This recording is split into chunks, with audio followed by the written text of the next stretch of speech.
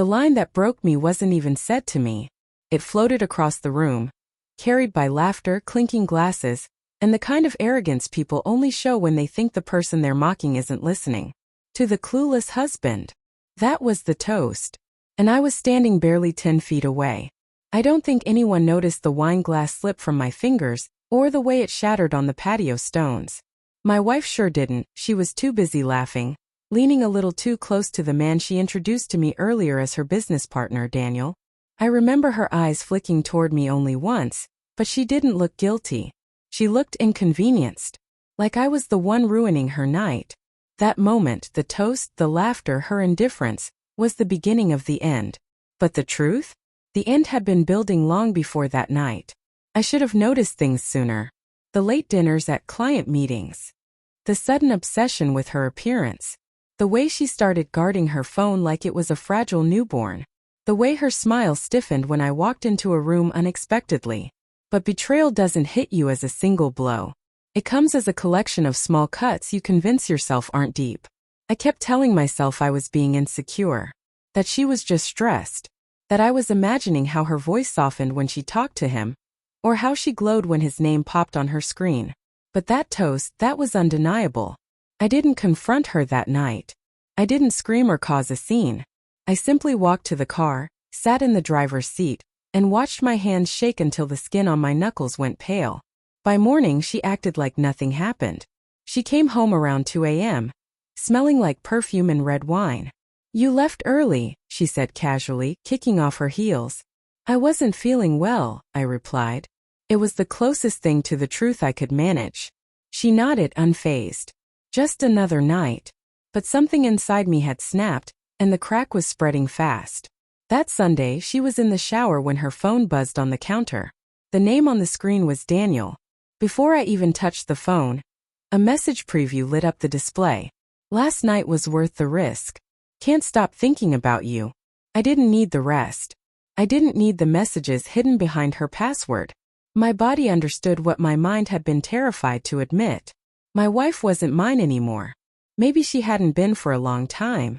I sat on the bathroom floor, back against the cold tile, listening to the water run as if the sound could drown out the truth.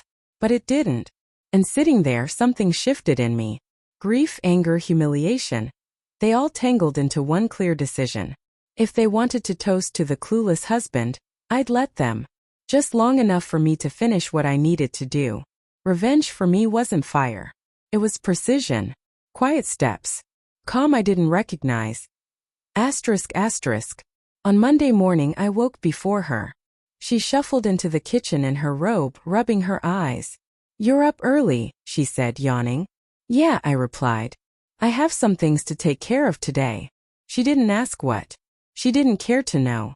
While she made coffee, I slipped into my office and opened the folder where she kept the financial documents I managed for her business. She trusted me with everything: tax filings, contracts, expense records. She'd never bothered to understand those parts. Maybe she should have. I spent hours compiling everything I needed. Every receipt that didn't match her claims. Every expense she'd charged to the business while she was out with him. Every discrepancy that the IRS would salivate over. Was it petty? Maybe. But betrayal hits different when you were the one protecting someone while they were secretly tearing your life apart. By noon, I emailed the entire package to 2 places. The tax auditor assigned to her last review. Her business board, which Daniel also sat on. I didn't add explanations. I didn't need to. Numbers tell their own stories. But the final strike? That came later. ***. That evening she walked into the house tense, irritated, already on edge. "Did you submit something to the board?" she snapped before she even took off her coat. I looked at her calmly. "You'll need to be more specific." She glared. "Don't play dumb." Daniel called me furious. He said there's a major audit being opened. That someone sent in flagged documents. My chest tightened, but I kept my voice even. "Maybe you should talk to your business partner. Seems like he has a lot of strong opinions." The way her face changed, shock, fear, a flicker of guilt, was the first honest emotion I had seen from her in months. "You're ruining everything," she whispered. I almost laughed. I was ruining everything? You did that yourself. I said softly. I just stopped covering for you. Her eyes filled with tears, whether from fear of consequences or the realization that I wasn't her safety net anymore. I'll never know. She grabbed her bag and stormed out. I didn't follow. I didn't call. I didn't want to. By Monday night, the glass had begun to shatter. The board suspended her pending investigation. Her accounts were frozen due to audit inconsistencies. And Daniel, her partner, her secret, sent her a message ending their relationship, for the sake of the company's reputation. I didn't need to see her devastated reaction to know how it landed. She went from laughing at me to begging me to talk, begging me to help her fix things. I didn't. Instead, I packed a small duffel bag and left the house quietly. No shouting. No dramatic goodbye. Just silence. The last line she ever texted me was, "Why are you doing this?" And I typed a single reply before blocking her. Because you toasted to a clueless husband. You forgot that even clueless people wake up. Now, weeks later, I'm learning something important. Closure doesn't always come with forgiveness. Asterisk asterisk.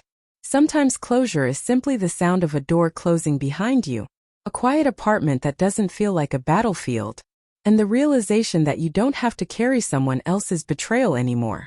She shattered our marriage. I just made sure she didn't walk away from the mess untouched. And maybe that's not noble. Maybe it's not gentle. But it's real. And after everything, real is the only thing I have left.